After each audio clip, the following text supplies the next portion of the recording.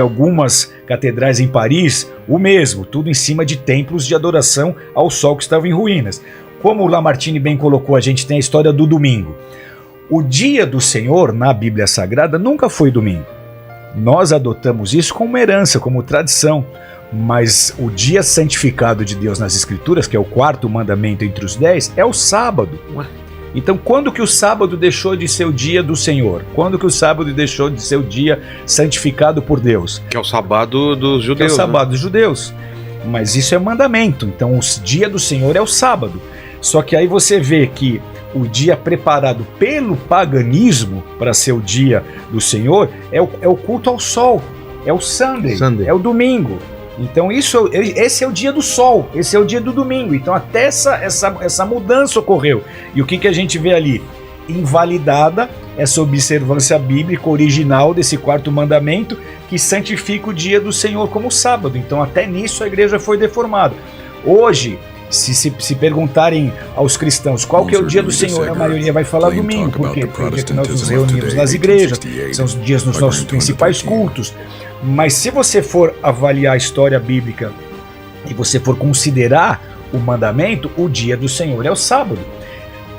Pastor, você impõe o sábado para as pessoas? Não, porque para mim o sábado também representa Cristo, mas eu guardo o sábado para mim.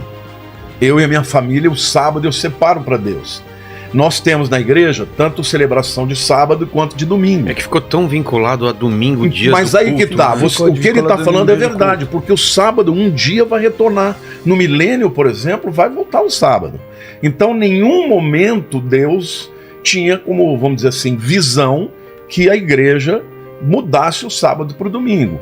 Mas ele não impôs sobre ela essa questão. O apóstolo Paulo deixa claro isso em Colossenses 2. Mas qual é o dia do Senhor? É o sábado. Porque uma das perguntas que me fazem, mas espera lá, os 10 mandamentos são válidos para hoje? São. Mas e o sábado? Aí você tem que fazer um malabarismo teológico para você não dizer isso. Então não é uma imposição, porque para Deus o conceito de você pode consagrar a Deus todos os dias, mas o sábado é o dia que Deus escolheu. Por que Deus descansou no 7º dia? Ele não precisa descansar, a Bíblia fala que ele não dorme. Então o sábado não foi dado por benefício de Deus, o sábado foi estabelecido por benefício do homem. Então o homem precisa entender a sua necessidade de descanso, mas não é só o descanso pelo descanso, é o descanso para estar com Deus. Então o conceito sabático precisa estar impregnado no coração de cada cristão. Eu preciso ter um estilo de vida que, independente do dia que for, eu tenho que ter tempos de qualidade com Deus, de descanso, para estar meditando na palavra dele, buscando a presença dele, ou adorando em espírito e em verdade. E então o conceito é esse: o sábado é um tempo para estar com Deus. Porém, como o Lamartine colocou, talvez esse sábado um dia venha a ser restaurado no milênio, vai voltar a ser sábado, o dia do Senhor. Se você perguntar para o Rodrigo Silva aqui qual que é o dia do Senhor, ele vai te falar é o sábado, porque muitos cristãos ainda guardam o sábado. Então nós não vamos criticar um ao outro, vamos respeitar as posições doutrinárias, mas se você for avaliar a base da Bíblia e do mandamento, a gente tem essa história. O dia do Senhor era o sábado, e o mitraísmo e toda essa miscigenação de doutrinas acabou tornando o domingo o dia que a gente celebra. Então a gente não vai mudar os dias de culto, mas a gente tem que ter esse entendimento. Qual que é o dia do Senhor? É o domingo? Não, não é o domingo. O dia do Senhor é o sábado. Isso que ele está falando, eu acho que é muito legal. Desculpa estar te interrompendo, a tua explicação está maravilhosa. A gente está junto aqui. Mas é importante a gente falar o seguinte: o que me deixa um pouco chateado é que existem pessoas que repetem modelos, e se você trouxer qualquer questionamento, as pessoas já passam a te considerar um herege. O que ele falou é verdade, porque o sábado representa Cristo. Ele é o nosso descanso. Agora, se você pegar do ponto de vista fisiológico e científico, está provado. Até mesmo o ciclo circadiano, você precisa de dormir, você precisa de um dia na semana para você parar tudo, para que você possa recuperar, fazer com que a tua adrenalina ela baixe no teu cérebro e no seu corpo e você descanse.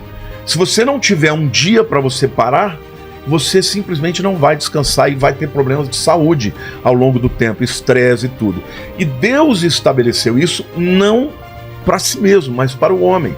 Agora, o que ele falou é perfeito, porque tem que ser um tempo separado não só para você dar um número de passos como os judeus, não, para que você possa separar esse tempo para Deus. Então, por exemplo, sábado, chega no sábado, eu em casa, eu e a Lilian, a gente só ouve coisas de Deus. Eu vou pro meu piano, eu faço um tempo de adoração, de live. Por quê? Porque eu falo para Deus: Senhor, eu não entendo algumas coisas em relação a isso, mas eu estou te consagrando essas horas do meu dia para o Senhor.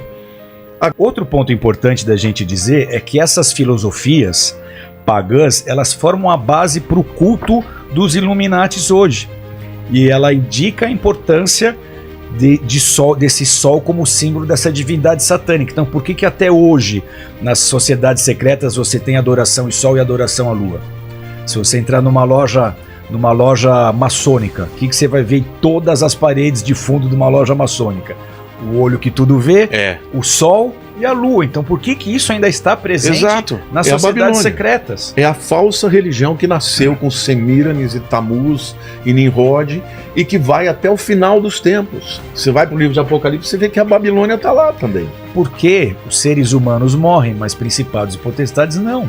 Então os mesmos principados e potestades que estavam lá, eles continuam agindo hoje. Mas por que essas potestades, por que eles através de... Por que não a imagem deles e sim lua e sol e outras coisas? Porque seria muito mais fácil para você convencer alguém a adorar uma entidade com uma imagem bonita, bela, usando coisas que remetem ao Criador, à natureza, do que você botar um demônio com chifre e um tridente e falar: me adore. Entendi. Não, e depois é muito mais fácil eu chegar para você como um anjo de luz do que eu chegar como um ser todo deformado. O sol, ele é fundamental para a vida. Não é? A lua também. Ela controla marés. O sol, ele traz o poder do calor, da fotossíntese. Os povos vão observando e ao longo do tempo eles percebem o valor disso. Então eles atribuem a eles a divindade e passam a acreditar que são eles os senhores da vida. E isso é uma coisa que sempre Israel lutou. Sempre lutou com esse sincretismo das nações em volta que entravam na cultura judaica, e muitas vezes eles eram levados para os exílios, por conta dessa idolatria. Agora, o que o Rina falou é fundamental, porque de fato existe um principado. Isso é uma questão espiritual poderosíssima. E quanto mais nós nos aproximarmos do final dos tempos, essas coisas vão voltar. Os New Agers, eu fui um dos primeiros a falar sobre Nova Era no Brasil, eles estão trazendo de volta os deuses antigos. Foi a primeira vez que eu te escutei. Eu era meninão, escutei uma fitinha da Nova Era que corria. Você falando que estava na Praça da Sete, um espírito de adivinhação, que você repreendeu, o cara não conseguiu adivinhar mais nada. Deus me tirou de um lugar e me fez ver um espírito de adivinhação. Eu falei: que é isso? Eu acho que eu já contei isso aqui. Quando eu entrei dentro de porque o espírito falou: entra nessa loja. E quando eu entrei lá, ele me levou para a área de New Age. Eu nunca tinha ouvido falar. Eu li mais de 80 livros. Aí eu descobri o que eles estavam fazendo. E o que eles estão fazendo é trazendo de volta essas divindades antigas, criando um sincretismo de uma forma que eles possam ganhar poder e autoridade no mundo espiritual quando se aproxima o mundo do fim. Porque quanto mais nós nos aproximarmos do fim, você vai ter uma explosão de avivamento, que é o que está acontecendo hoje, e de outro lado, você vai ter uma explosão dos espíritos de engano. E levou-me para o átrio interior da casa do Senhor. E eis que estavam à entrada do templo do Senhor, entre o pórtico e o altar, cerca de 25 homens, de costas para o templo do Senhor, e com os rostos para o oriente. E assim, virados para o oriente, adoravam o sol. Ezequiel 8:16.